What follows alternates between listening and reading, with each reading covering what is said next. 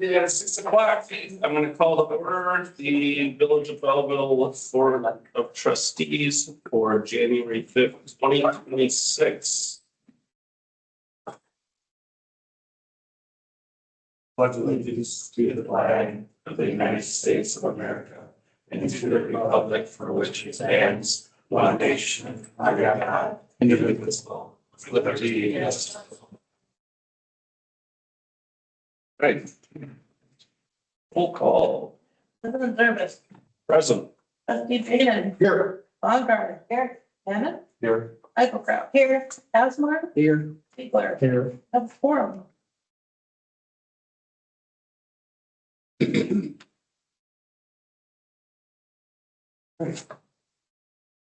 Public comments. Do we have anyone? Yeah, I've got two signed up for tonight, starting with Connie. Connie here for 24 East Church Street, Belleville, Wisconsin. Sitting here trying to write because I realized this didn't go well today and doctor's appointments, and so I didn't get done what I wanted to say, but I got part of it in my head. I kept thinking about my right to speech. I looked it all up, so I know you don't have to tell me that you could figure out that I can't speak during some stupid state of Wisconsin deal. But I do want to say I'm very disappointed in the board. I always felt that I could come here and I could ask questions, listen to what you were talking about, and say, well, you know, I don't like that, or I like that idea, or please explain it to me because I don't understand it. So now I'm told to shut up, can't talk. And I don't believe that's right, because I'm supposed to tell you what I'm gonna say here about what's on the agenda. Well, I don't know what you're gonna say. I need to know what you're gonna say before I can speak. Because I need to be able to ask you questions or understand what's going on with the village board. And I'm, like I said, disappointed, and I don't know where I'm supposed to turn to ask my village board questions now that I can't ask agenda questions before I speak. I think you've shut us all up. I don't think it's right.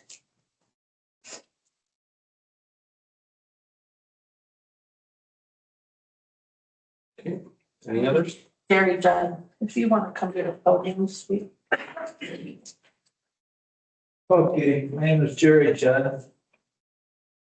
Hope I don't get told to shut up right away. My main concern is in this village, I own property in this village and Verona and Mount Horeb.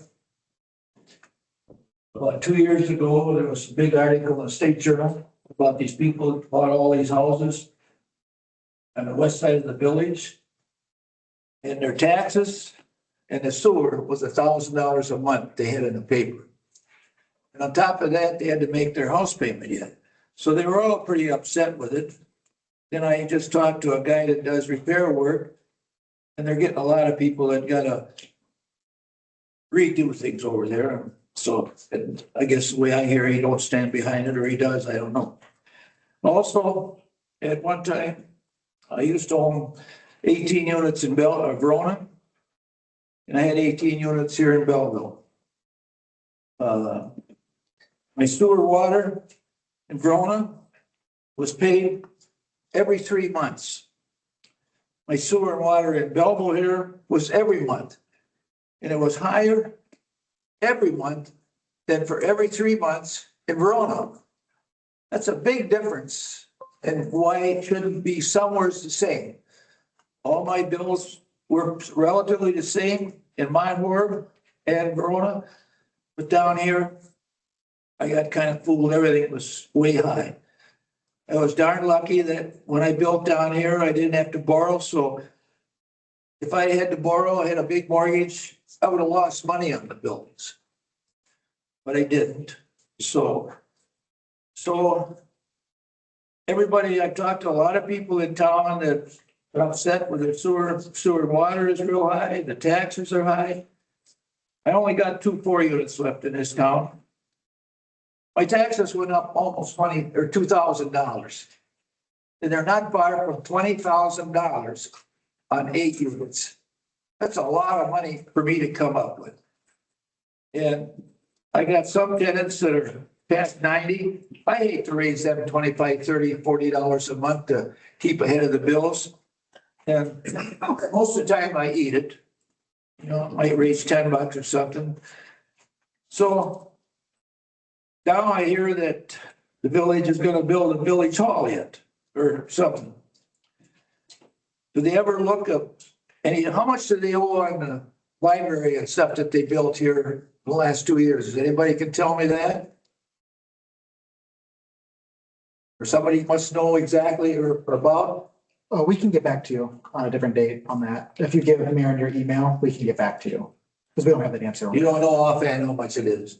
Well, that's kind of unusual because when I owed money on stuff I had borrowed in Verona and stuff, I knew darn near in my head what I owed and how deep I was in debt on everything. Do it by heart. I had to know it. So I got another question for I think it's Mr. Ziegler in the corner there, right? I haven't seen you in a long time, but I think that's you. All the years you've been on the board, have you ever said no to spending more money? Ever? Or don't you care to answer that? This isn't a back and forth. Pardon? This is just, you get to state your comments. This is not a back and forth. What is it? So it's kind of like her. She can't talk and I can't talk. She was upset and can't ask questions, right? I think it's the same thing for me. You can contact Village Hall and administration with your questions to get answers. Well, I don't think it's that hard a question to ask, but all the years he's been on, whether he's ever said no. Because it seems like in this town, they must say yes to everything. No one knows how much they don't owe in the library offhand either. And what else? Well, if we gave you an incorrect number, then we, I don't have to deal with that. Correct number. So, would you like to wrap up? You've hit your 3 minutes. Pardon? Would you like to wrap up your comments? You've reached 3 minutes. So I got 3 minutes? You've had 3 minutes. Oh, that's all I get? Yes. That's kind of ridiculous too, so. Well, I guess I didn't get an answer from anybody on anything. I guess it's like everybody, I've talked to people in the village that, why don't they go for, their things are high. Some people that are not well to do, they're probably squeezed. And I said, why don't you go to the village board? Someone who no good anyway. And I'm starting to think that's so, right? So my 3 minutes are up. Okay, thank you. Thank you. Don't have any other names on the list today. Yeah.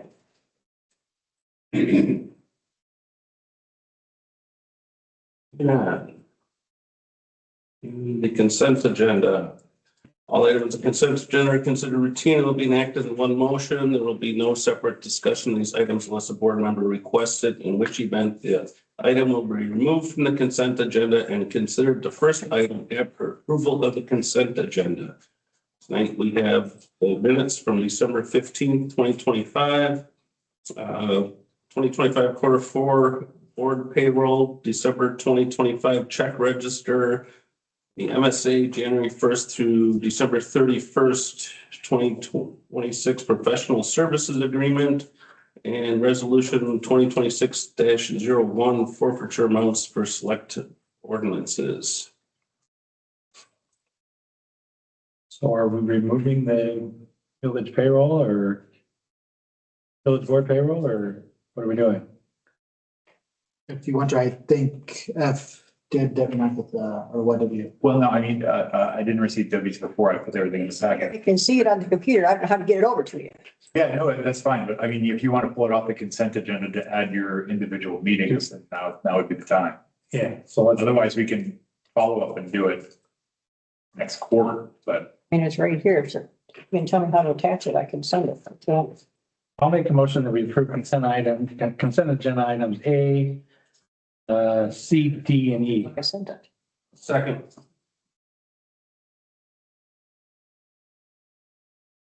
Gary, seconds by myself. So looking to pass all items except B, which is the word payroll.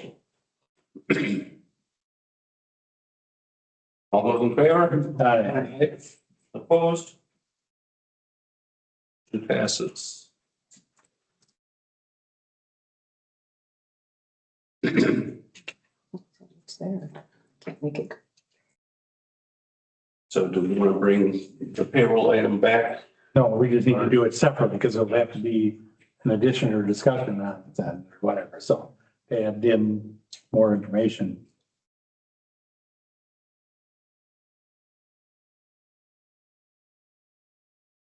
So how many meetings, Can't get it to go either.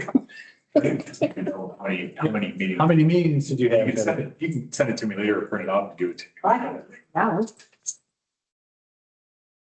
I said, it's on the computer, we can't, it won't go.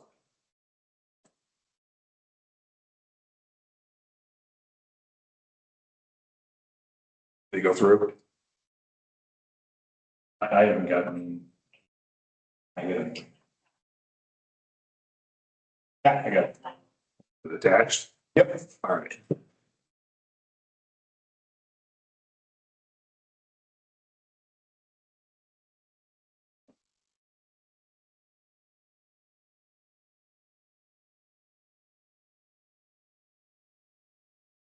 Thank you.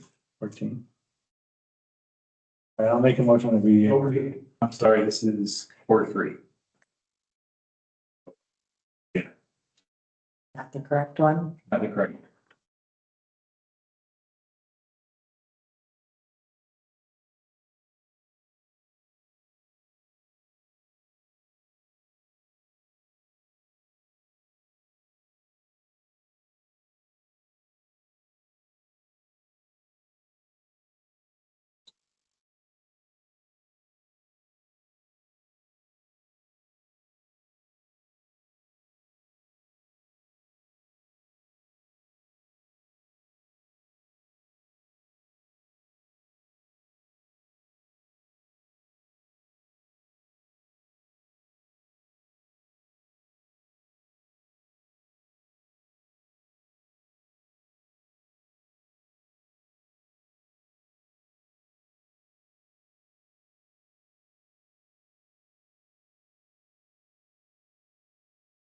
Didn't get it, right? He did, no, I got almost got it sorted out here. Well, I got it written down, I could just hand it that. That's fine. Yeah, that's the wrong. Giving me this. It's kind of a mess, to be honest with you.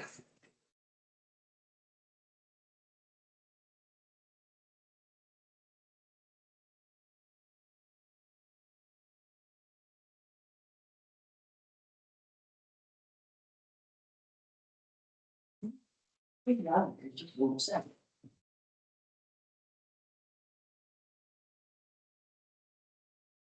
Fifteen.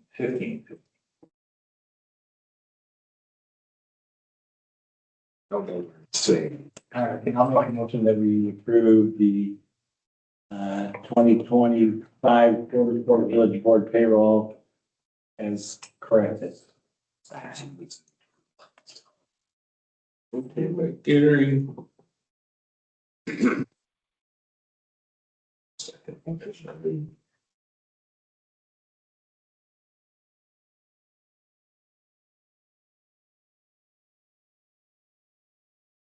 Payroll as submitted. It's clearly here, it just. All those in favor? Aye. Aye. Opposed? Motion passes.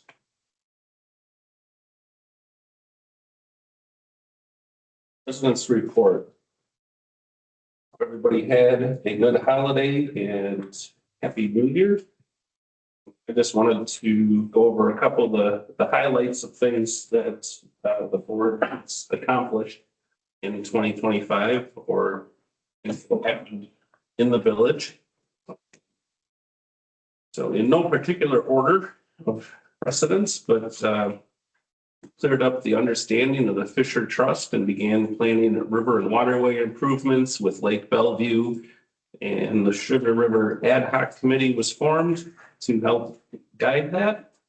And we also became members of the Upper Sugar River Watershed. The West Side Trail and Bridge Study was reviewed, in which the trails were approved. We completed the sale transaction of the train depot. We negotiated the fire and EMS district agreement, providing protection to the village against cost overruns. We completed the planning for parks and from tree planting in the West Side Baker's Woods developments. Those were the River Bend Park, the Cedar Ridge Park, and Heritage Trail. Started the planning on the master parks projects, and those are taking shape. Vine Street Park entrance design was approved. Our water tower was reconditioned. Drew started as the assistant village administrator and the director of operational services. And Chris started as their police chief, which kind of makes me think about, it feels like you guys have been here quite a while. And, you know, it's just not even been a year. Several grants were written and won. We had budgeted $15,000 for grants and we won approximately $54,000. So that was nice to see. Our Safe Routes to School plan was approved. So that is continuing to move forward. We purchased commercial property in TID 3 and are currently working with businesses that are interested in purchasing some of that property from us. So that is moving forward as desired. We approved the purchase of West Main Street for all, and that transaction is expected to close by February. Moving forward with assisting the youth sports programs. So that's something that's ongoing yet, but started off in 2025. The village actually held our tax increases to a minimum from the village, which do you remember what the exact percentages were? It was 1.7. Isn't it 0.9 in Dane and 1% in Green? Yeah, there you go. So that was good. And then we finished the year with a strong general fund balance, which is something our auditors have been honestly about, and we're making good progress financially. Slide. Share that with everybody as a little year recap. And like the top 20, except I didn't count them. Staff reports, clerk. We get started, Nate, cool. Yeah. It's just a reminder that packets, if you're wanting to run for trustee, are due by 5 p.m. tomorrow. I have 3 have been returned. There's one still out. We'll see. But we won't need a local primary. It does look like from the counties, only Dane County will need a primary. So we will probably be holding an election in February just for Dane County. At this moment, as far as I can tell, I'll let you know if that changes. And the polling place has officially moved here to 130 South Vine. So we're planning on doing some mass marketing so people are aware of that and all the other exciting changes we have for elections. And then just a quick reminder to purchase your dog tags, make them legal. And a plug for arts and culture on the 21st. We're looking for everybody and anybody that's interested in help celebrating the 175th anniversary of Belleville to come and participate in those festivities. So I'll be reaching out to as many local groups as I can think of by email the next couple days, say if we can't get a crowd here.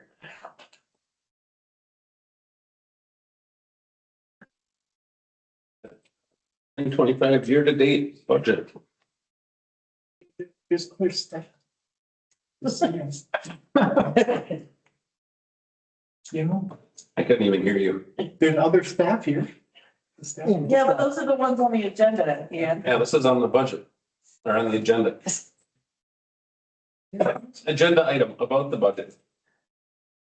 Year to date, so. Is it a big secret what you paid for that piece you just bought? Was that the old bank and the other across the street? It's a huge secret, $340,000. But anyways, getting back to it, your question from before, how much we still owe on the new library, the answer is $3,460,293.23. We have 15 different loans, around $23 million total outstanding. So having that number off the top of my head just wasn't ever. But I did have a chance to look it up. The grants, we had $17,500 in grants for new trees, $154,000 for the acquisition of parkland. There was, the food pantry got a $30,000 anonymous donation at the end of the year, and along with many, many, many other smaller donations. Thank you, everyone. And then $7,800 in grants otherwise. As of right now, unaudited and uncorrected for things that bled over into 26, it looks like we're going to have an addition to the fund balance of around $691,000.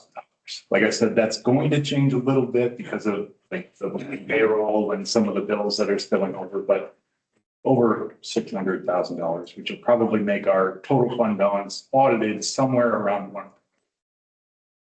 which the $340,000. Very good.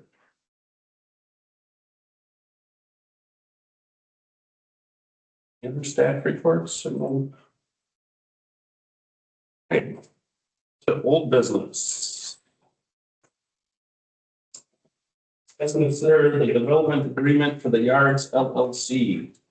Yeah, so the board has gone through this numerous times in open session when we were first kind of beginning the conversation with the Depot Group. And then in closed session just to get the final details scheduled. This is the development agreement that we've been talking about for a year and a half since we approved the sale of the Depot. We're to go through that process. So this is the final step in that. They already do own it. It is a TIF agreement. So if they meet certain benchmarks, they will receive tax incremental financing mechanisms. However, that doesn't affect the general taxpayer. This TIF is set up as it is the increment that they have created.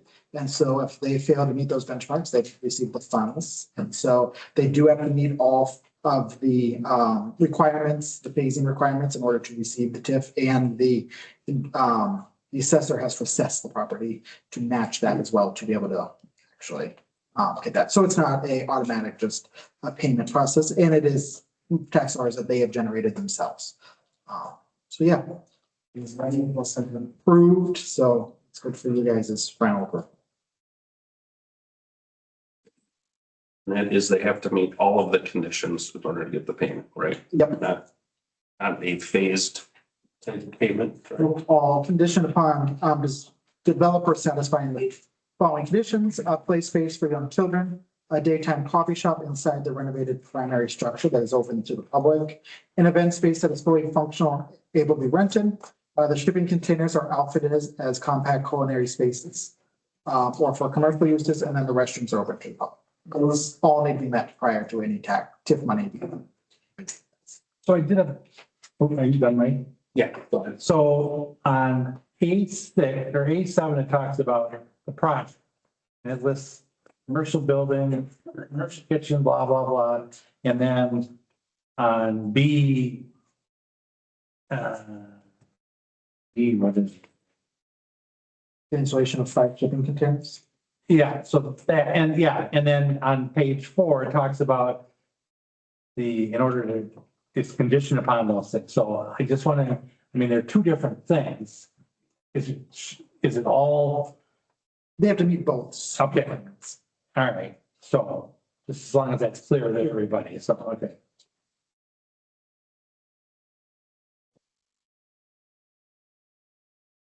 I'll move that we approve the development agreement for Yards LLC. Second. Motion by Gary, second by Shelley to approve the agreement. Any other discussion? Scott?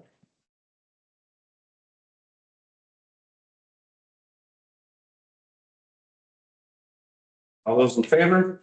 Aye. Opposed? Motion passes.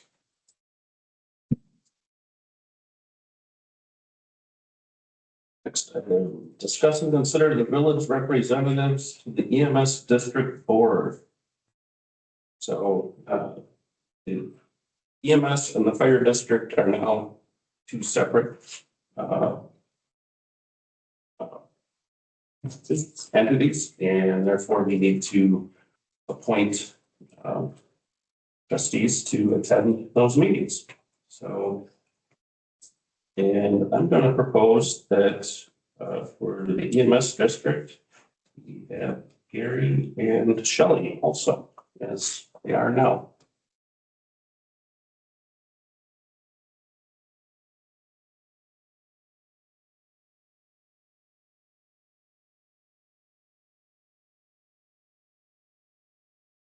So with motion to appoint Gary Ziegler and Shelley Belcrow to the EMS district board. I'll second it.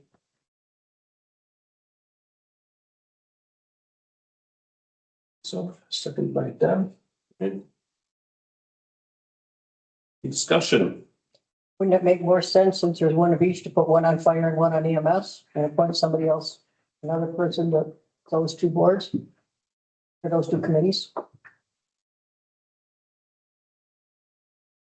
Otherwise, you're putting two new people on fire, which is fine. I'm just throwing it out there. Put the same people on fire. They're gonna be attending the meetings, so, I mean, this is for EMS right now. And these two, will be around for until 2027, so there's stability there. And they already have experience in that group, so they're up to speed already.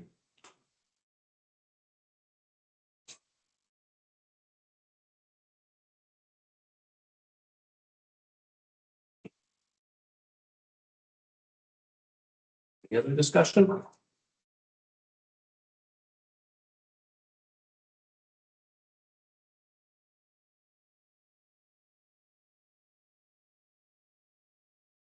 Okay, we'll go to a vote, voice vote will be fine. All those in favor? Aye. Opposed? Aye.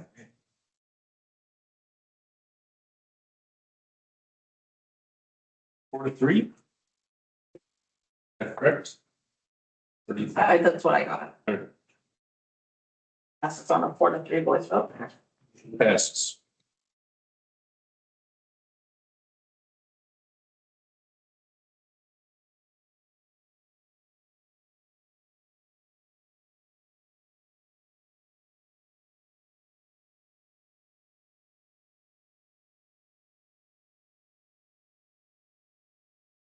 Next item is discuss and consider the village representatives for the fire district board. So again, this is for the fire district. I'm going to make a motion to appoint Gary Ziegler and Shelley Eichelkraut to the fire district. Second.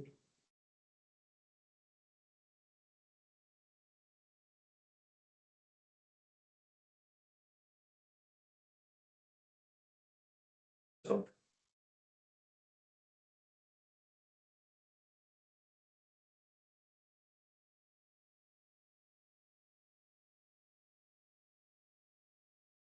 Any discussion? Same points. And there's store being added to one more committee that somebody else could have a chair on. They're on a bunch of committees now, or so than some of the rest of us.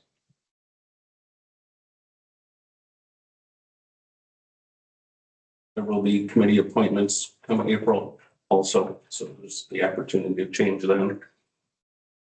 Should we need to?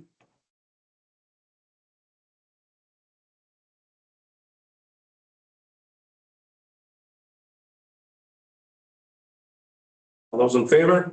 Aye. Opposed? Aye. Motion passes. 4-3.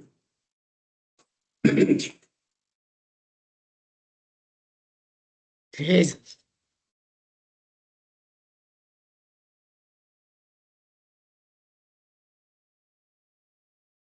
All right, on to new business. Discuss, consider an operator's license for Jeffrey Shockley.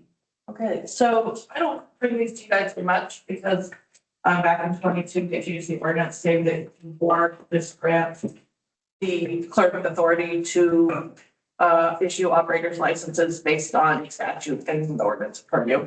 But in the case of when the police department, so the way this works is they apply, we send it to the police background, it comes back to us and they give their recommendation, approve or deny. When the police deny or recommend denial, then you as the governing board then has to make the decision on whether this operator's license should be issued or not.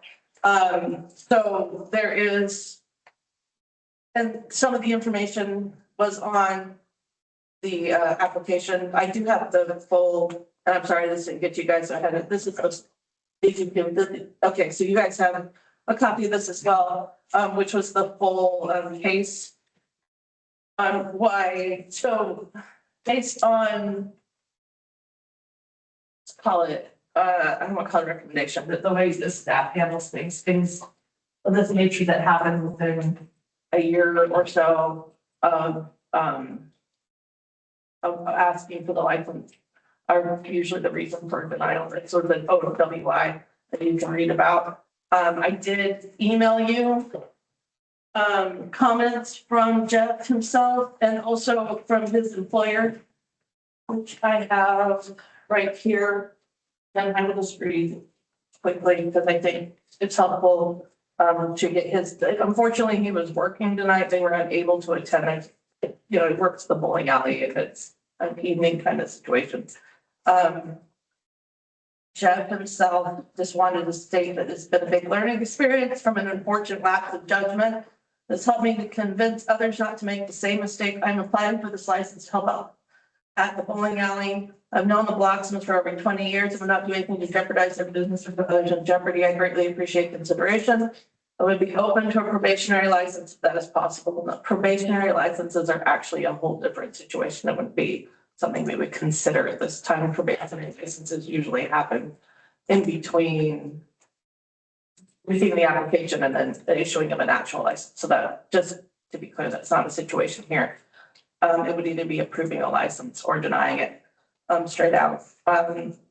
Robert Bloxham also sent me an email. This is in regards to Jeff Shockley's liquor license, which is on the agenda for today. First, sorry not to make it in person, but tonight the Belleville varsity bowling team is playing New Glarus, Stick River Lanes. Marcia and I have known Jeff personally for many years. He and his family are personal friends. He has also bartended for me at a couple different locations, including Sugar River. I am aware of the mistake he made a couple of years ago. Marcia and I both trust that Jeff knows the importance of not over-serving and not serving minors. On the over-serving side of things, I do believe his mistake has increased his understanding of how important that is. Thank you for your consideration. I believe the actual incident happened in, so while it was, in 24 and then was about a year ago in 25 when the conviction was actually given. So I'm not saying we're on the line there of what the staff would consider concerning or recommendation is the right word. I can't think of the right one, but I apologize. I will not personally give a recommendation either way, just because I don't feel like that's part of my purview. It's your decision whether you feel like it would be worth providing him the operator's license. I will say that an operator's license does not,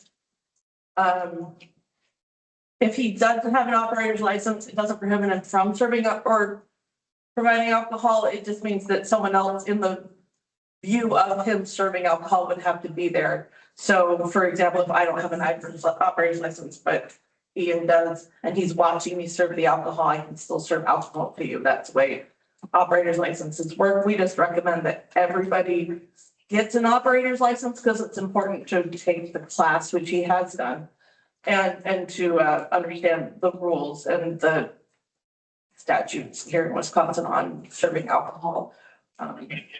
So while denying him wouldn't exactly enable him he would still be able to work at the bowling alley. He wouldn't be able to work by himself at the bowling alley. He wouldn't be able to, like, when I talked with him on the phone, and one of the things they were hoping he would do by having this license would be to like close on a fight evening by himself or that kind of thing. So, it's up to you guys to decide what you feel like. Liv Watson and Jeff have made the case that, that he could have this license, or if there's greater concern. I will say, if you also deny him tonight, he can reapply in a year. So, but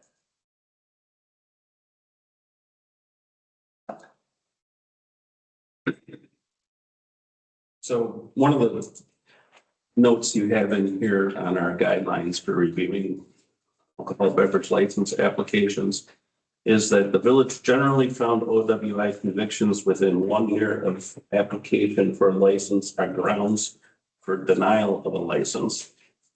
And then, and then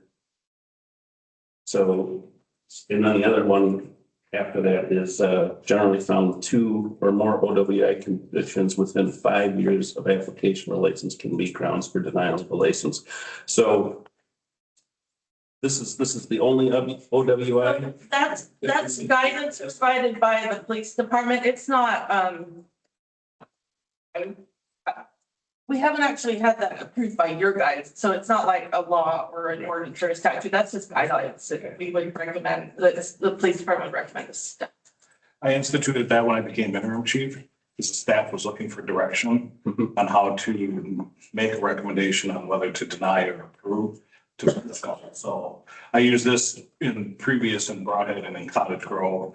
I use the same format. In those communities, they either did it in a resolution form or they did it in a policy form from that standpoint. So this is what the officers used. And in this case, as you stated, if you flip over to the very last page. Next page of which document, the one that we got originally or tonight? On this document you got tonight, it says guidelines for reviewing alcohol beverage license applications. The back page, number 4. So the recommendation was basically on the totality of circumstances.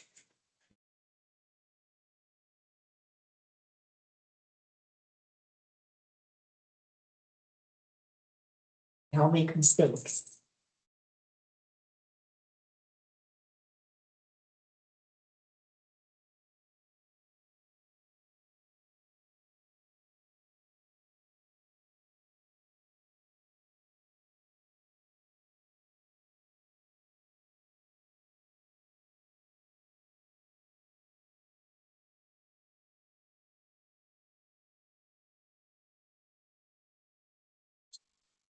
Am I reading this correctly? You had a passenger in the vehicle? Yeah. Child, yes.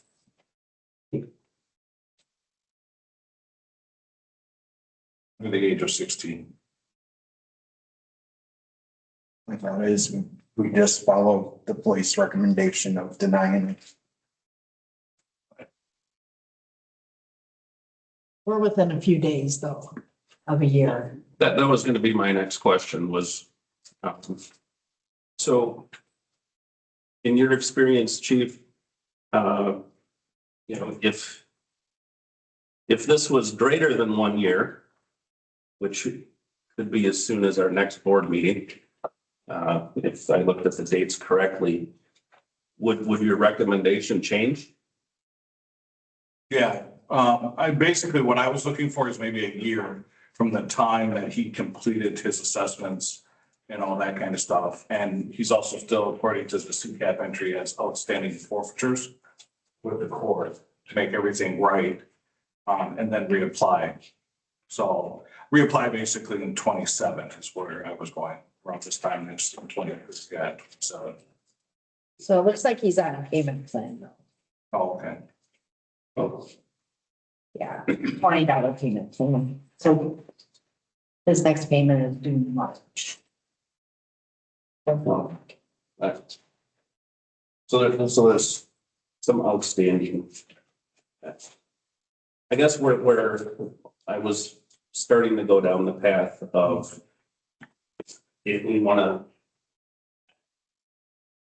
be, concerned about this 1 year since this happened. If we move this to our next board meeting this month, it would be beyond that 1 year. And then we would have to, because the time frame's so close. And then, the other items are the thing we're concerned about yet, including, outstanding fines that haven't been paid, or I guess because a year is quite a long time. But those are my thoughts. I don't know what other people's thoughts are on that. If that's even possible to do. Thing. I totally trust Robin Marshall's judgment. And obviously done great things with bowling alley, and if they trust that they can trust him with an operator's license. And it does look like he's making strides to pay off his fines. He's on a payment plan. So We all make mistakes. I've been there myself. I still to this day, things catch up with you. is there any precedence since you've provided this, So we haven't, this is the first time I've come across this issue. We have had other denied licenses in the last 3 months, but that person chose not to come to the board. They just withdrew their application. So I don't know if we necessarily have a precedence here in Belleville. Most of our operators licenses did get approved, and we This is, I will say this is the first borderline one that's come across the board. Or so the previous one, like she said, withdrew, and then there was one other one, he had a felony, and state law is clear that a person convicted of a felony can't have an operator's license. he also withdrew. Oh, he also down. Yeah, so Yeah, so yeah, there's no precedence. This is, I agree, this is a borderline one, so. And we're talking 12 days. but still, outstanding forfeiture? But he's the poor guy's on a payment. And you've got to make his payments. Next one isn't even due till March. So that tells me that he's paying a little bit ahead.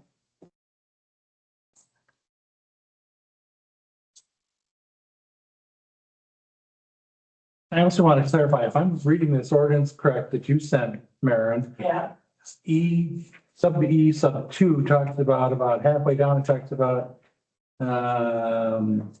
if upon, that they can reconsider, board, they should come to the board within 10 days and reconsider. well, that's this year, I think. I'll double check. Can't read that. So if the application is denied by the village board, the clerk, you're right, the clerk shall in writing inform the applicant of the denial, the reason thereof, for the opportunity to request reconsideration by the village board. In which case he may come back to session. If he comes back in 10 days and asks for reconsideration. So yes, he could come back in 10 days if he, If we should, if we. if you decide at this point to deny him. I did talk with him on the phone. I don't want. He totally understands the situation he's put himself in. I can't, sir, I'm not trying to vouch for his character, but yeah.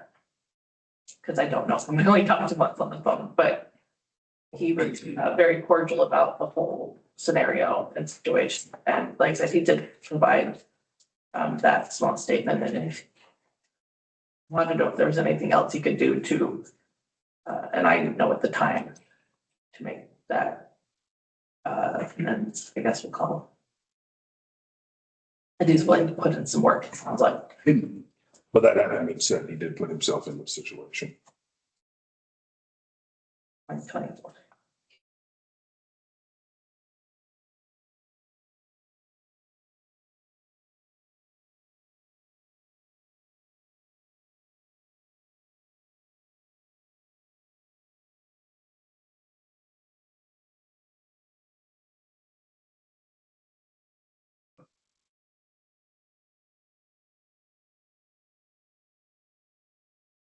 This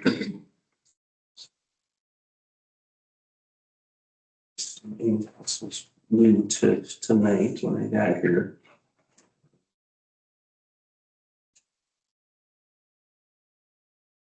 I apologize for that. This was put onto the agenda kind of last minute because this all happened in the last days. So he was on Uber for 45 days.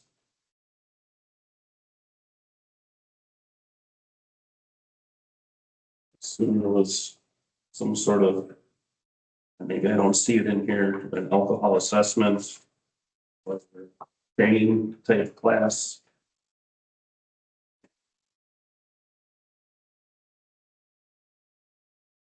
It's completely. I imagine his project required some training. He did also complete the. Okay, yeah, here it is. Order for impacts driver assessment and safety plan. That was in January of 25. So, was that completed?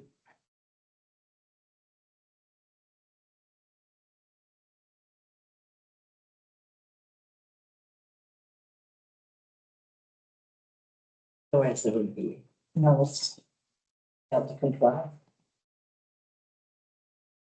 Looking up on CCAP, it says the matter's closed. Yeah.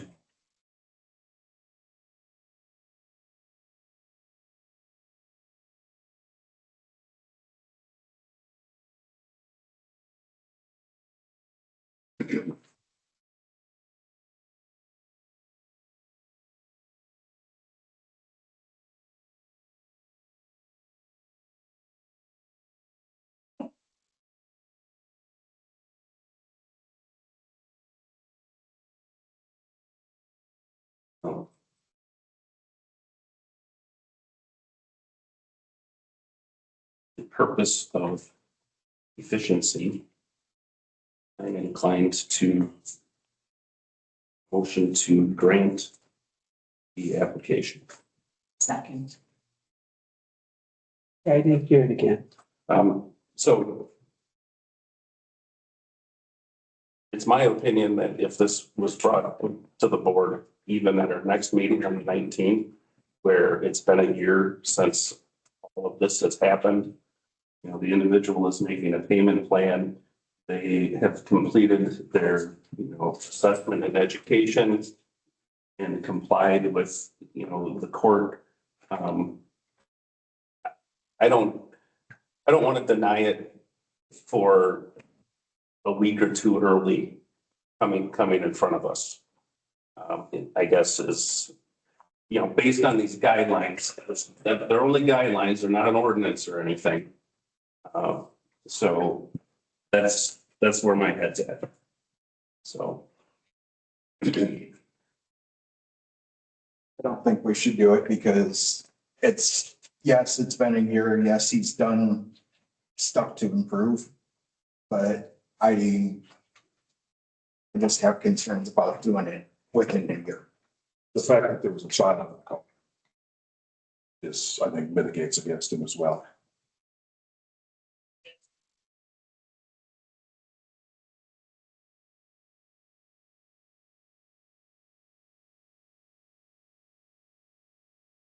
Is there a EAC level in here? Less than 0.1.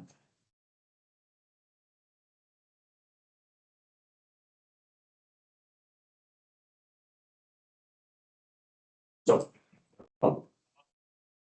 Gary, any other comments? No. See both ways here, but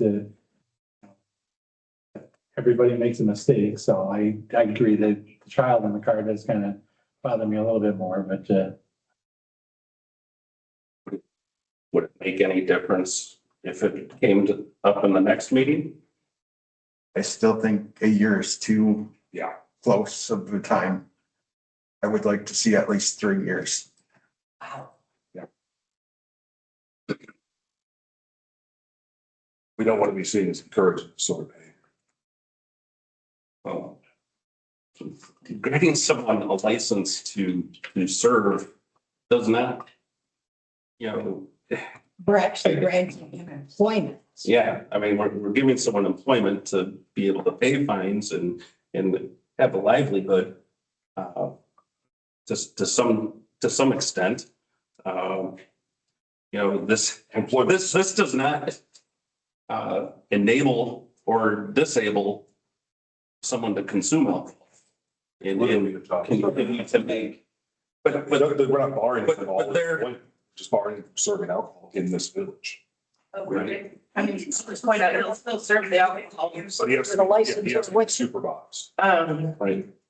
We're saying the person in question, the judgment should be supervised. You've never made a mistake, Scott? I've never driven drunk with my child in the car. There are consequences for our actions. Absolutely, I agree, but he obviously has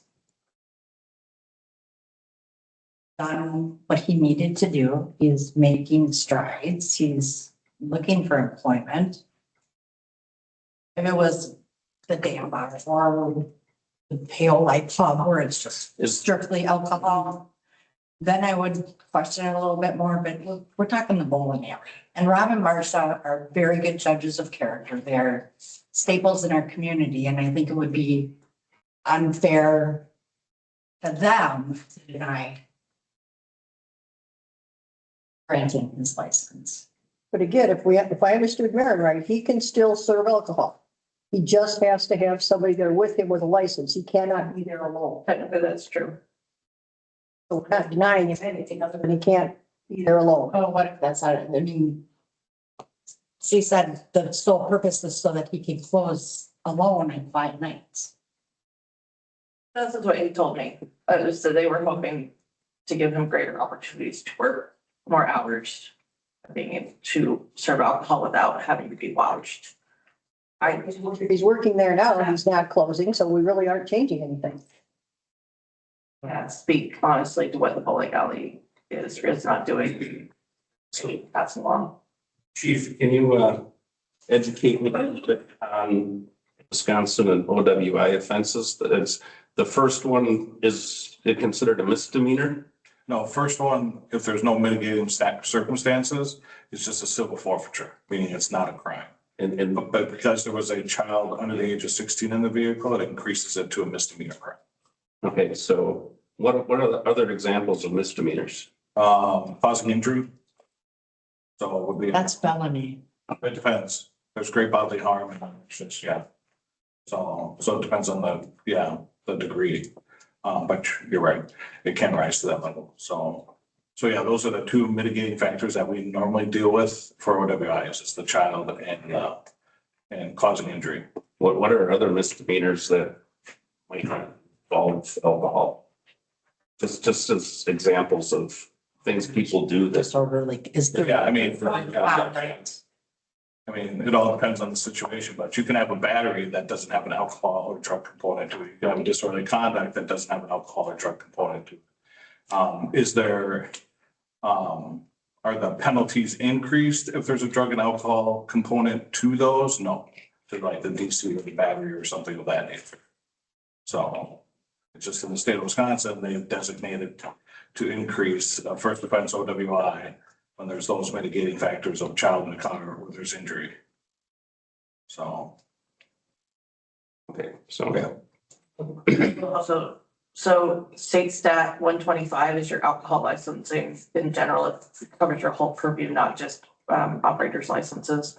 It's a little wordy and meandering, but I tried to deep dive it a little on Friday.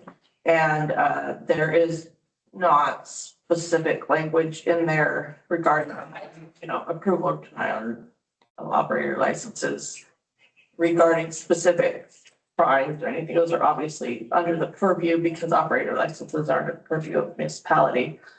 State stats more are concerned with denying licenses on discriminatory tactics and stuff.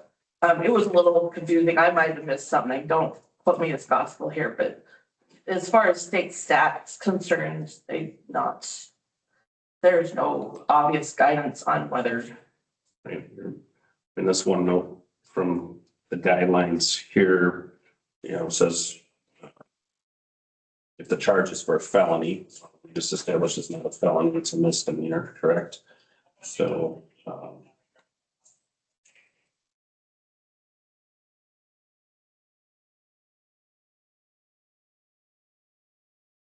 Basically, I was off the top of my head, I was gonna try to look it up, but I know I have it somewhere. There's one court case out there that, basically, the courts in the state of Wisconsin, the courts have ruled that as long as there's, these type of guidelines, some continuity in the thought process, that the courts aren't going to interfere with the municipality's decision on whether to grant or deny. But as long as you have something like in writing and you have some continuity. And I can find that court case and email it out.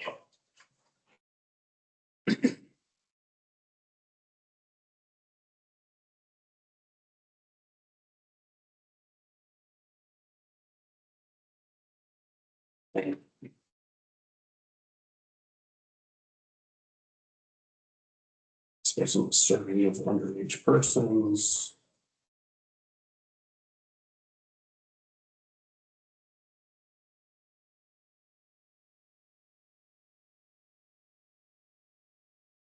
Any other comments from the board? We do have a motion on the table to approve the license. That was made by myself. It's seconded by Shelley. To add? No, down there. Harry, Deb. No. All right. So with that, we'll have a vote. All those in favor? Aye. Opposed? So that was 3-4. Motion fails. Right. So that means he can have, what, 10 days to? yeah, so I'll reach out to him tomorrow by writing and let him know, and then if he decides he'd like to try again, we'll bring that back in the next meeting. Okay. Otherwise, then it's a year. Correct. All right. Next item, discuss and consider next steps for building inspector services. Yeah, so in the 2026 budget, we included an FTE for a full-time in-house building inspector. The board knew at that time that didn't mean the creation of one, just automatically. It's like this conversation afterwards. I did meet with the New Glarus contractor who they use for building inspection services, just to see a little bit of the landscape and just kind of learn a little bit more about contracted services. Based on conversations at the staff level, I think the best situation to serve the village is having an in-house building inspector that handles the residential services. One of that is we have a ton of residential properties coming in the next year. One of the comments that we do hear, that the board hears, is some issues with the new housing. I would like more control over what that looks like and have a little bit more residential ability to see them, talk to them, get kind of feedback and answers at a little bit quicker of a pace.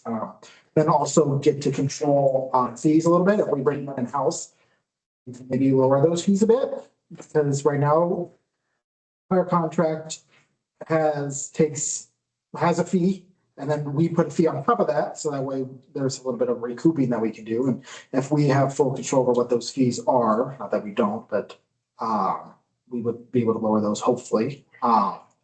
What we recommend is an in-house residential and then go out for contract for commercial. My goal would be to hire a residential building inspector that has commercial. I don't know if the job description that's attached, the salary will gain that, but we can always try. And then we can always incentivize that type of future professional education if the board so wishes. And so I would hire a contractor to handle the commercial and then back up the residential. So if they're on vacation, sick, whatever, we have somebody who's there to kind of take that, step with us. There is some stuff that we're gonna have to do. Right now, all of our building permits are online. So we will have to figure out some sort of software that we can transfer all of that online now, because it is a really good service that we can offer, but that's offered through our current contractor. So we will have to purchase that type of software. The permitting software that we're going That all does it. there is. We got it. So we don't have to purchase that. It just does mean that we can no longer, we do, but this is on us. If we take that in-house, we are responsible for the building and for compliance. So we need to make sure we do it right. Don't already, but I feel more confident controlling that conversation. The downside is if we do that and we don't get a ton of buildings, the general fund is having to cover for that individual. So if we do have a down year, the market does slow down, the general fund will be picking up the slack, that building permits, fences, decks, all of that doesn't. But code compliance is also part of that responsibility, so there was all these code compliance issues. Any idea what a salary rating would be? I think, let me check Got 66, 82 on. 2,000 it says. that. Does this person get benefits? They'd be a salary, they'd be a full-time. So they'll get the holiday and all that stuff. Yeah, that's what I thought. They would be housed at Village Hall, our hours. Obviously, they wouldn't work at Village Hall every hour of every day. Their job is to be out in the field. But we would have scheduled office hours, or that would be online, or we'd come up with some type of, make sure people come in and can get a hold of them. But they would be out in the field as much as they're in the office. So I have like 3 questions. You kind of answered the first one, because that was my concern, is if the economy slows down, code compliance, that Oh, here it is. you couldn't do, that would make up a bunch of that. Budget impacts on the back of the MBA. We need to put computer on there, because I'm guessing that person would go out there, they're not gonna write hand notes and then come back. They would do it all on a pad or something I like don't that. think we have an extra top bug chief, but the old squad car that they have, the unmarked one that we are getting rid of, would be their vehicle that they could go drive around in. That's the internet access. So we do have That's that. nice. We do have that vehicle ready to go, right, chief? We're good with that. The building inspector will be able to use that vehicle. Yep, that admin car, yeah. And my other question is, in the job description, what is the architectural review committee? So It's the night. that was my, Debbie asked that.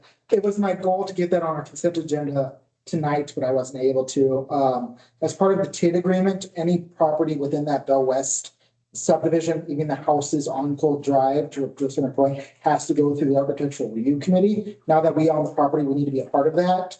I didn't know if it should be on the ad hoc or if we just need to create it, so I'm working with the rep to get the actual right languages. I hoped it was gonna be on this meeting. But they will be the representative on that, because it's. I think the most important thing, regardless of when we go in-house, hire a different contractor, is stricter enforcement of the building code. And I think as it's on us, our employee, we have, that's. There's been problems with that, and certainly for the last 6 years, it hasn't been followed as much as I would have liked, and we built my house here in that time frame, and I know that grading and things were not done properly. Got a neighbor's house that I don't know how it passed any sort of inspection without, certainly some large red flags that would have, caused some pushback. They, like many other stories I've heard, they've been in litigation with their builders over things that weren't done properly. So I think this could be, making sure that this is done is an important thing. Part of this too is, financially, what are we spending right now on contracted services for us? 2025, our total expenditure was $109,329.05. Can you repeat it? $159,329.05. And that was all, That's residential and commercial, correct? Commercial part was $2,255. Yeah, we fairly. It's resident, but again, it was more than the budget amount, but the actual budget that we got from the permits was a lot more than we actually budgeted for, so we washed, but to be able to control that on it. yeah, so we really don't, we don't lose money, or I shouldn't say I want to say we can't lose money the way it is now, because it's just based on fees collected. We collect the fees and they get a certain percentage of it.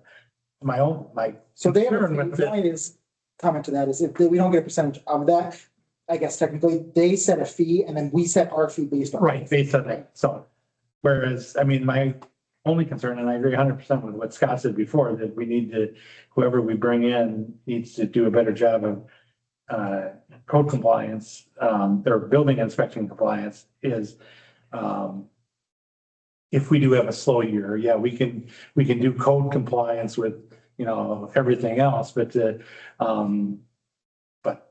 guess I think that's probably worth it, because I don't think we've been happy with the services we've been getting for several years, so. And don't forget, we will be backed up by another contractor. So if something does go wrong, and we have a lot of people, we do have that backup who will be there in case there's a big rush or on vacation. So it's not like we're gonna have one guy who is unprotected. Ian, you wanted to add something? Yeah, so, we talked about it in-house, and I think finding somebody who is commercially certified is ridiculously hard. Everybody's looking. And finding somebody who would do commercial and residential here for the salary that we have would be a unicorn, and I don't have any expectation we find that. So residential building and then contracting out, it's certification, whatever. So it makes sense to have that backup there. We call in for a day or a week, or if there's commercial. Because commercial is more specialized, and we are getting more of that, but we're not going to see the ridiculous. 15 houses is a year is what we would need to break even, basically. Based on current fees? 15 new houses, no other permits, just new No houses. decks, based no on- fences, based on- no kitchens, no. Yeah. So we spent $159,329. We brought in $458,044. That nets $298,000. We had it budgeted in 2026, enough to basically face the department position, fully funded, would be $127,576. So right now we could do it cheaper, ostensibly, and that's maxed out stuff, by bringing it in-house and having somebody get dedicated full time. And we currently pay for on-call time building inspection. And one of the comments that I get is, not here, when can I meet with them? Our staff is available. It's not without risk. I mean, there totally is the risk. So to that point of risk, I know I'm putting you on the spot. I don't know if you have it at your fingertips. So what were the prior 2 years that we spent on contracting for this? That way we got a 3-year window of. My VPN was really slow here, so just let me. I'm gonna blame the IT department. You can just. The last one. I'm assuming last year was about close to the same. Nope. No, About really? Half? $76,886. And it's gonna take me a second to walk back.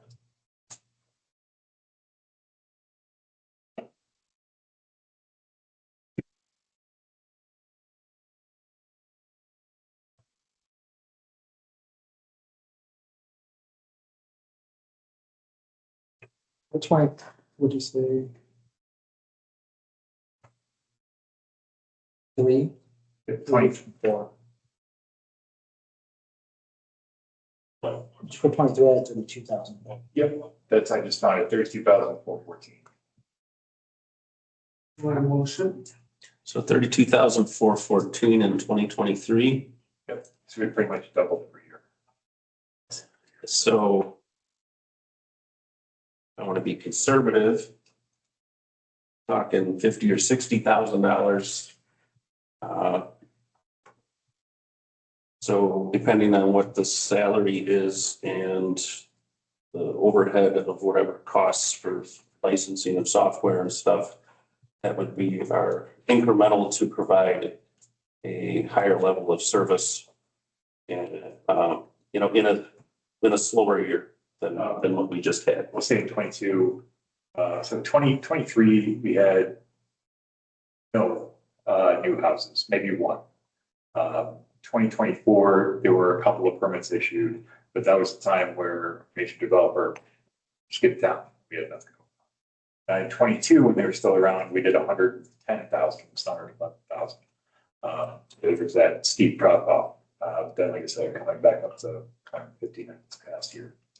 So yeah, I mean, there is a risk, but it providing the service, and we would have. And that's, or what Ian's numbers are the professional services, what we paid MSA, not what we got back in fee. So that's how much, those numbers are what we paid out, Well, that's not what we get back. that makes it even more conservative then for budgeting, you know.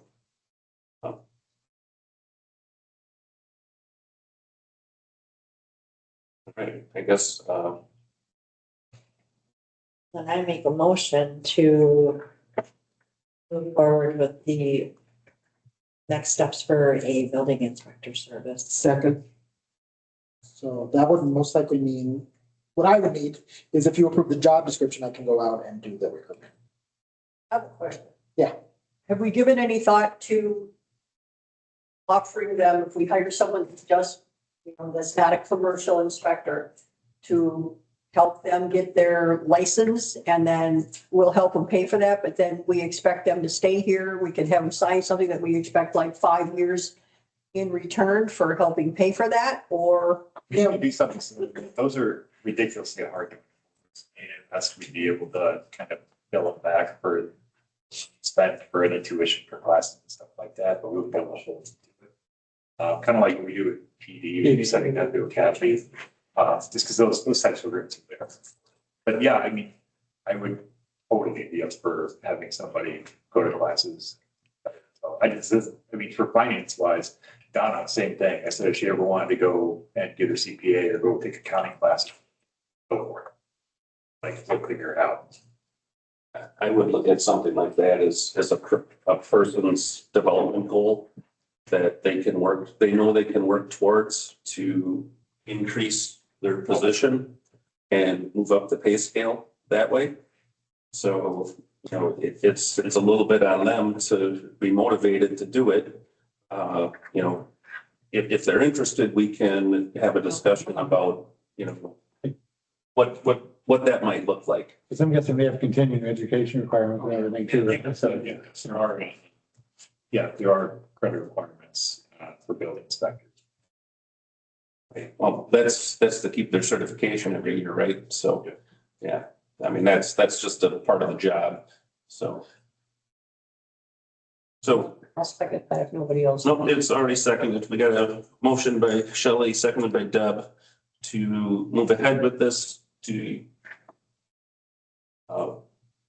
we need to maybe amend the motion to approve the job description? And I amended to read. So if we're unanimous that the motion should read, we move forward and approve the job description for the building inspector services. We don't need to create another motion. If you're not unanimous on that, though, we can. Everybody okay with that? Unanimously? All right, so. What you just said, Mary. With the job description. Yes, move forward and approve the job description. Any other questions or discussion before we go to a vote? Everyone knows what we're voting on? so yeah, so do we have what's our out clause with GEC now? Yes. We just provide notice. I forget if it's 30, 60. Okay, We just provide notice. okay. We don't have to pay them out.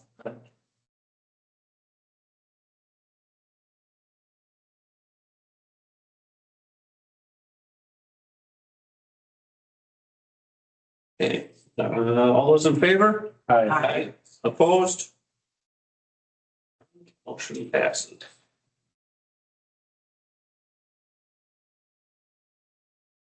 All right, next item, discuss and consider the 2026 residential feedback survey.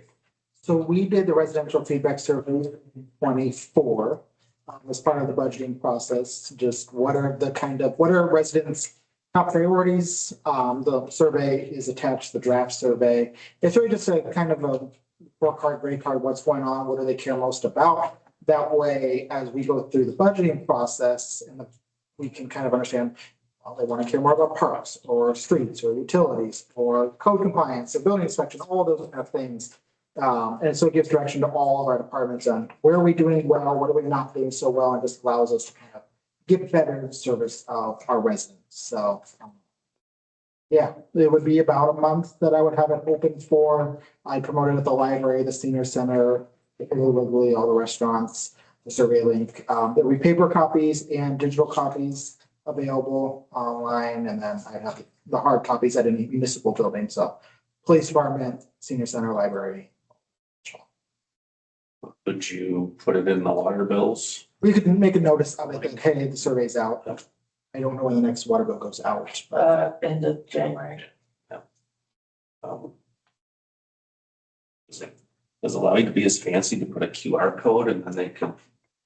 Are we at that point where it's, where that technology savvy that I don't. someone think could do I that on their phone? I would guess that the water bill stuff is still plain text, but I would have to double check with Donna how she puts that in. I guess I don't know. It's just thought, I mean, putting the, we get it out everywhere as fast as we can. type this in or go to this on the village website and fill out the surveys. We get that with the lake survey, was a QR code, so. We'll put a QR code out every week we can and just have people fill it out or on paper. And then I just manually plug it in or something.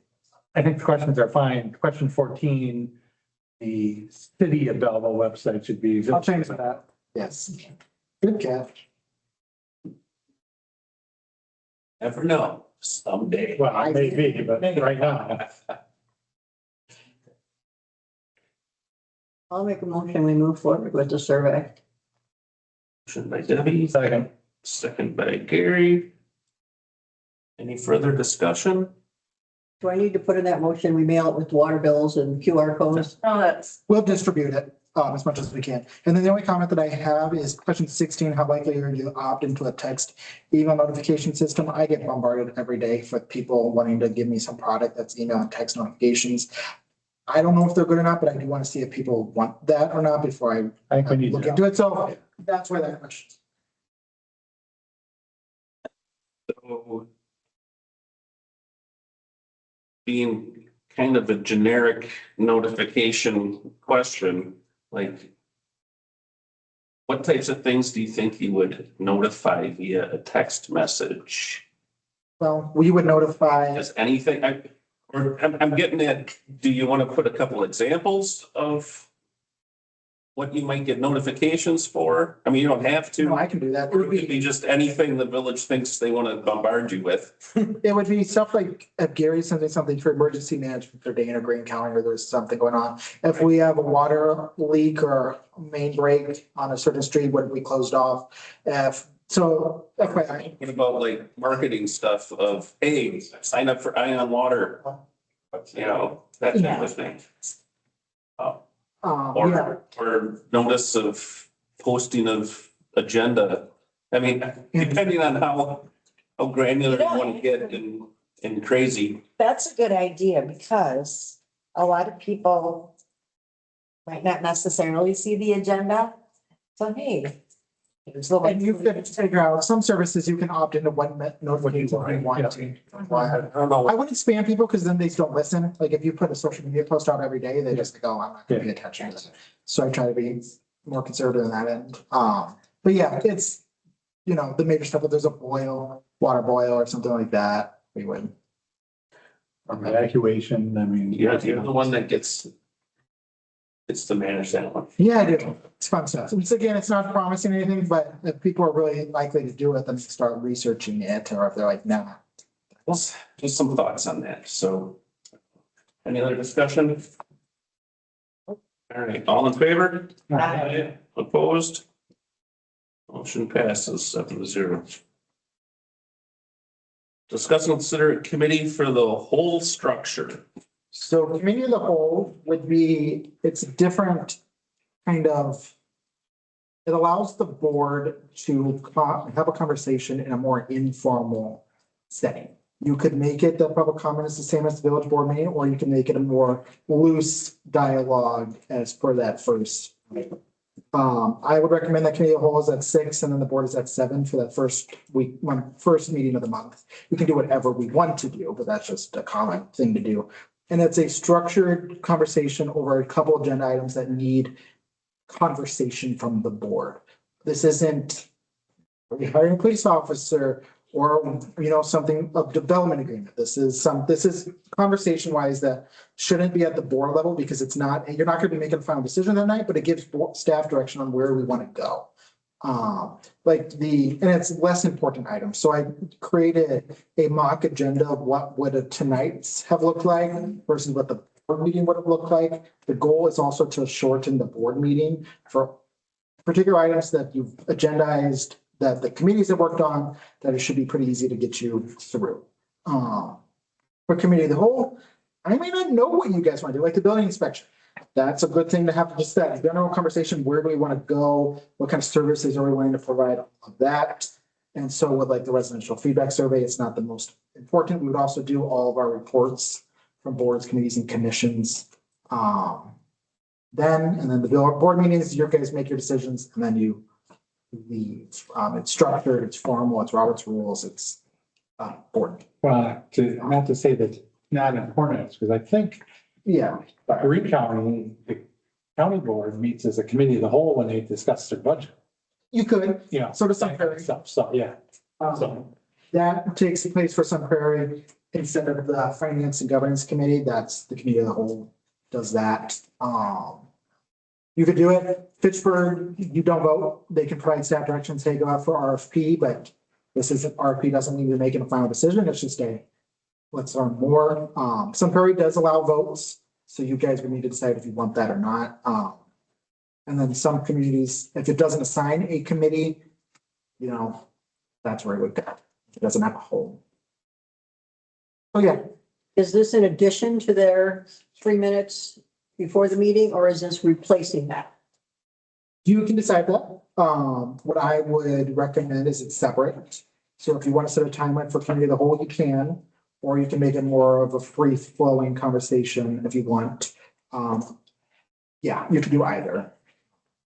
We could do the free flowing conversation until say At 7 o'clock and you end. till 5:55, and then we stop and then regroup, and then at 6 o'clock, we start our meeting, and then if anybody wants to speak ahead of time during public comment, they can. And yeah, but that's the one thing about committee of the whole is you end. Like, it's not a further long conversation after that You stay 6:55. with your 3 minutes. Yep, you're done. And you can set no comment for public comment, whatever, but 6:55, you're done because you need to move on to the next meeting at 7. So you would be more structured in that end, but conversation doesn't have to be structured if you don't want to. So we would do 6 to 7 and not 5 to 6. Okay. Or you can do 5 to 6 if the board wanted to, but if you want to just keep it, you can do whatever. For me, I like it just because we give our reports during that time. The committees give the reports during that time. It just allows for that. And they can speak. Anybody in the audience can speak. If that's what. If we could to have that. So I thought you saw in here that you recommended the first Monday of every month. That's what most communities do. That's a board meeting day. Yeah, so it'd be before the board. So you would do this at 6 to 7 and then 7 to whenever is the board meeting. But the goal is actually to shorten the board meetings because I would put all of our long conversations or the ones that are actually maybe more contentious or, items that for the board conversation during that. And then so if something's tough but doesn't leave you a lot of time, I'm not going to put it on your second agenda. I'm going to wait to that next month so that way you can. Guess what I'm thinking is, Or you can do it every month if you want, or every meeting. I don't really want this immediately before a board meeting that the items in the committee of the whole would potentially be voted on. I'm kind of seeing committee of the whole from my understanding of it is we get together and we're able to discuss things in detail like we've done tonight. But it gives us some time before the next board meeting to contemplate what we've learned and decide if we want to, how we want to vote. When the board meeting comes and that item comes up, and there'll be very limited discussion. I'm seeing structuring committee of the whole. If we have an hour, you might allow for 10 or 15 minutes per topic for the board to discuss. I think potentially it can allow some back and forth with the public. That would be the time to do it because it's not going to consume the village board meeting specifically time when actual decisions need to be voted on. Transparency. And, having a set end time is important. I think doing that before the board meeting will hold us to that set end. Yes, it will. You'll have it. My concern is about coming into the board meeting immediately after is we could potentially start up the discussion again, No, I think make the board meeting longer.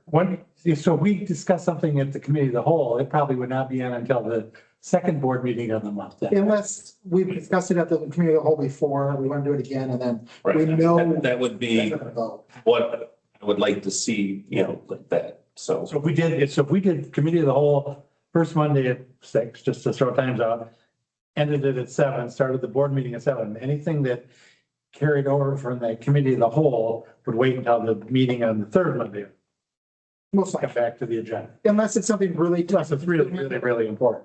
and then I would put in both. Yeah, Do you want any final decisions to be made during committee of the whole? I don't think so. I don't think so. Right now, I don't think I would want any final decisions. What's the point then? We might as well just have a Yeah, board we meeting. have a board. Yeah. The one thing I would note is that we can start at 6, but if it ends up pushing the board meetings later, we might consider moving it back a little bit earlier. We could do it as a trial basis for Yeah. a few months. Couple months. Then come back and revisit it. Do we want to adjust the time? If I'm up past. You may not like it too. Another concept in that is cities, not villages, but cities, most cities do this. You have a mayor and then you actually have a council president. So in our case, it would be Mike as the mayor, Gary right now as the council president. But in that time, since he's technically the pro tem, he fills in for Mike when he's absent. They are the ones who run the committee of the whole. We don't have to structure it that way, but that is how cities do it. I wanted to get your thoughts on that. I mean, I think, let's try it and see. So Mike would not, if you guys do informal votes and stuff like that, like the work session, Mike does not vote unless it is a tie. And then he provides his opinion. In cities. You don't have to set it up that way, but that is how they do it. It would basically be for informal discussions. Yes. Yeah. I don't know the structure is terribly. No. But it's just who's running the meeting. All right, well, I'll make a motion that we move forward with the committee as a whole. We meet the first Monday of the month, starting at 6, ending at 7, with the village board to commence at 7 PM. Second.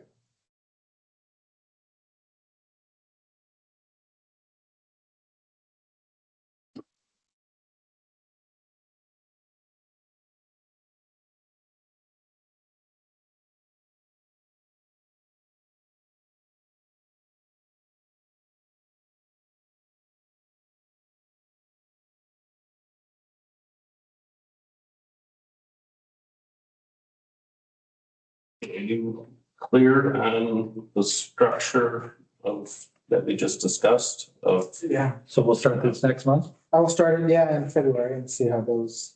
And again, if you want to change it, we always can. Trying to set time limits per topic, voting. But what about public participation? That was my question. Um, I'm in favor of public participation for a committee of the whole. Especially if we have strict time limits for each.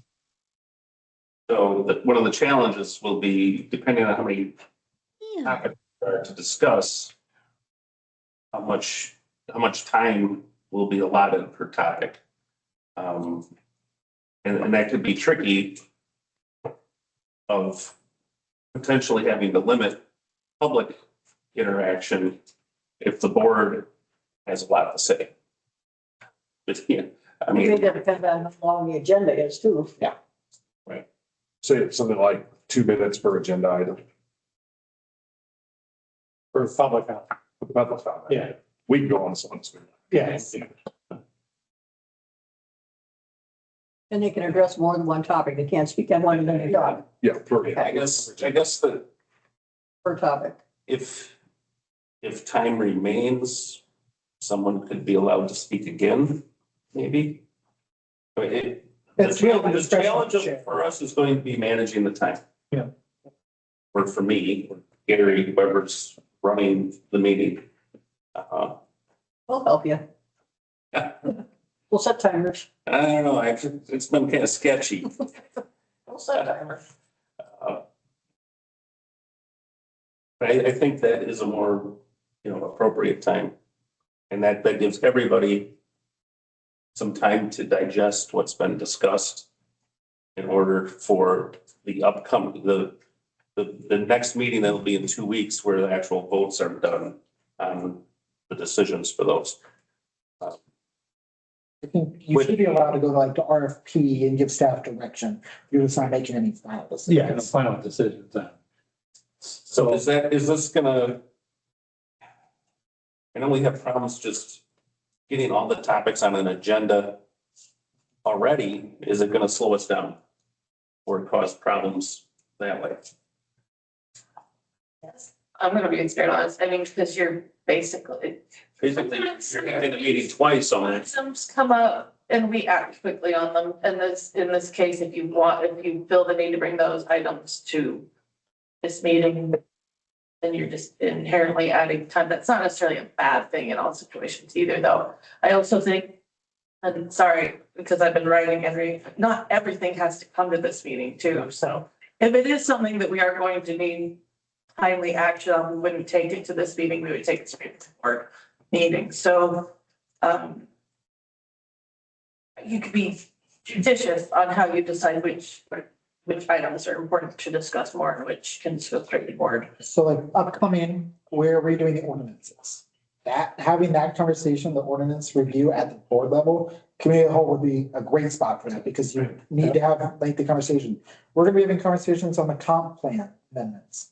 That's a great place for it. Any park conversations, where do we want to go, long-term park conversations or, all of that. Like, those are the conversations that you have here, where a final decision doesn't have to be made, but it gives staff direction on where you want to go. So my other question is then, so if there are I can't imagine it's gonna happen, but if there's an odd month where there's really nothing for committee of the whole, then do we just not have that meeting and have the board meeting at 6, or how's that work? But we're just gonna keep you busy with extra. Okay, well, like I said, I can't imagine it's gonna happen, but. I was more worried about the opposite Oh, yeah. of having committee of the whole twice a month on the first and third. Either problem is a good problem to have, honestly. You could do either, or you also could do this. You don't need to have, I separate this as 2 separate agendas. You technically don't have to. You could create it as one Yeah. agenda item, as committee of the whole that has a different structure as we do with the organizational meeting. And then whenever time commitment goes off, or whenever time ends on that, you go directly into the board Into the meeting. board. You could do that way. Yeah, because So then you don't have a wait list. that's what Green County does. So. So you could do that. It's just this top of this board agenda that's really it's a work session. And if we have nothing on it, then we don't have anything on. Or you do it as 2 separate meetings.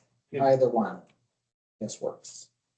You can try it separate and then go into one agenda or as one agenda.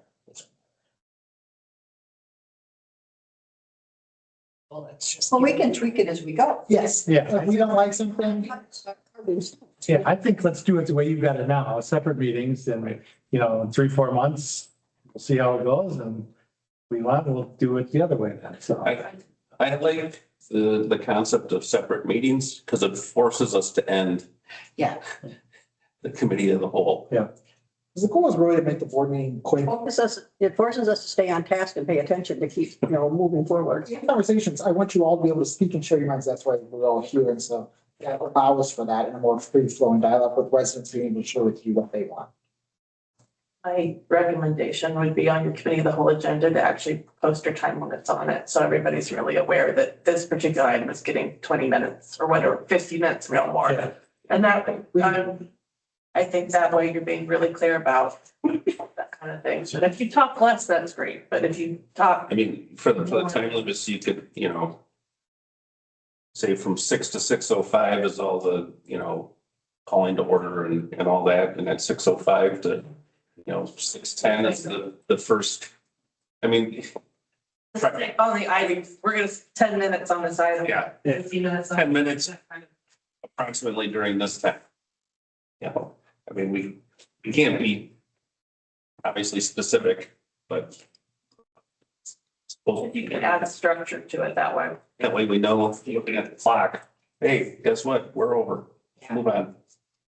We'll try it. All right. So we would block, say, if we do this, say 15 minutes is on topic A. And if one person's going on and on and on, do we say, are there others who wish to speak on this and kind of wind them down so the next one can have their say? Well, as Scott, I think, if I understood what he was saying, public comment, they would get 2 minutes maybe to comment on something. And then, if time is available yet of that block for that topic, we can allow additional comment. This is what I understand. Yeah.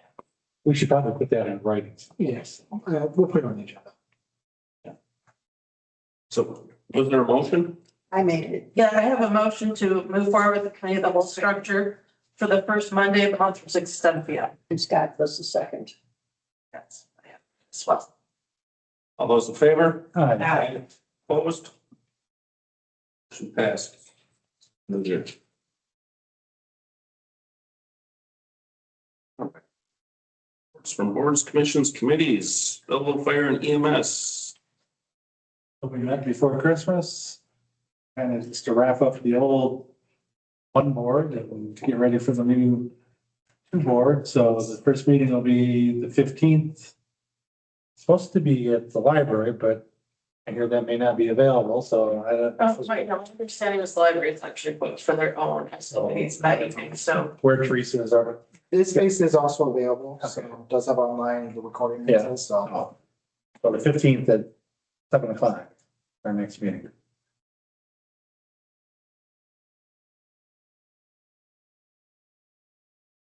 All right, and library board? Nothing. Nothing. We don't News have a and position that we're gonna hire for. That's just. announcements? The open position at the library? Any news or announcements? Happy New Year. Hey, welcome to 2026. Upcoming events. Nothing on the calendar at the moment. We do have a special event that'll be probably up for approval at the next meeting that, I think they did it last year. It's like a snow walk thing. If we have snow, which we didn't last time, but they're gonna try again.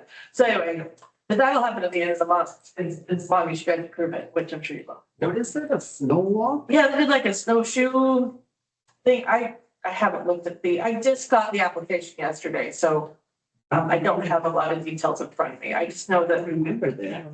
Well, because it rained out on them last year, so I'm not sure it actually happened last time they tried it, but they're trying again. And I needed water skis. Yeah, that would be more likely. January is a fickle beast. Yeah. So I meant to mention, it wasn't on here, but on the 15th will be the next late ad hoc committee meeting. We got our 2 reports back from KSON. I don't think it got forwarded to board members, but we'll make sure it gets out to everybody. Very interesting read with a lot of suggestions in there, so that committee will definitely be coming forward with some suggestions as to how to spend that policeman money, so. Nice. But they have great ideas, They do. When is that? The 15th, right? That's January 15th, right? January 15th at 5:30. Any future agenda items? Let me look. Like,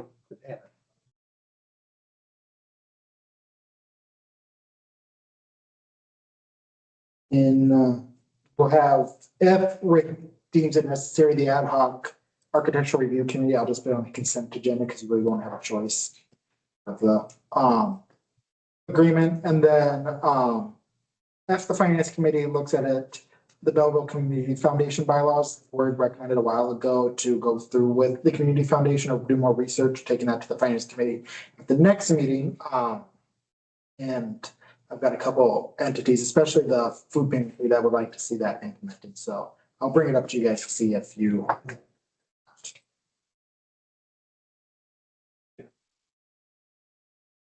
So far. Great. Yeah. I'm gonna, say this diplomatic. So, and I'm not good at that.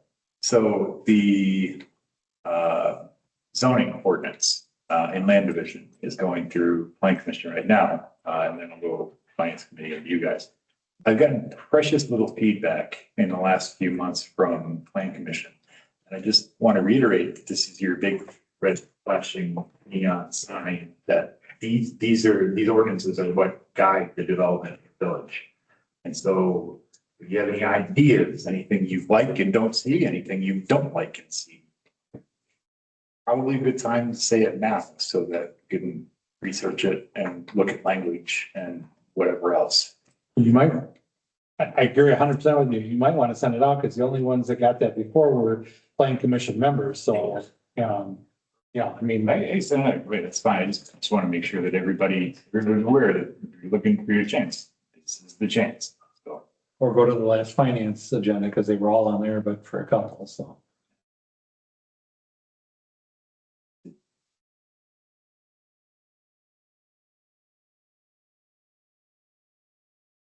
All right, and now we have a closed session item.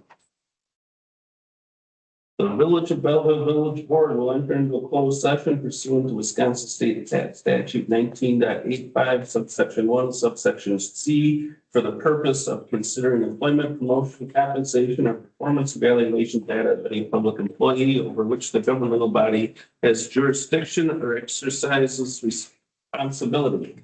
The village board may reconvene into open sessions and take action on something discussed in the closed session. We discuss and consider control officer offer of employment for Gage Myers. I make a motion to enter into closed session. Second. Motion by Tony, second by Shelley. Some roll call. Okay. This went to the. I don't know for everybody else. President Sims. Yes. Trustee Freeman. Yes. Baumgart. Cannon. Yes. Eichelkraut. Yes. Deb abstains. Gary. Yes. All right, that's, you're in close session. All right. Closed session, it's So it's your experience.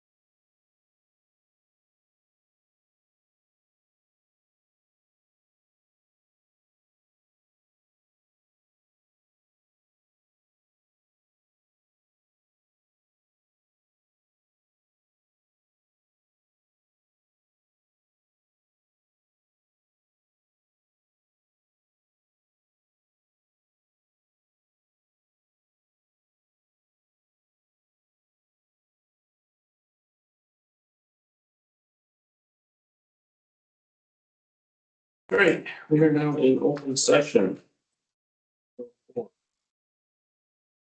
I will make a motion to issue a conditional offer of employment to Gage Meyer. Pending successful completion, he'd be moved to probationary status. Second, Motion by Tony, seconded by Debbie. Other discussion? All those in favor? Bye. Opposed? Motion passes. One more motion. I'll make a motion to adjourn. Second. Debbie, seconded by Tony, all in favor? Aye. Opposed? We are adjourned at 8:06.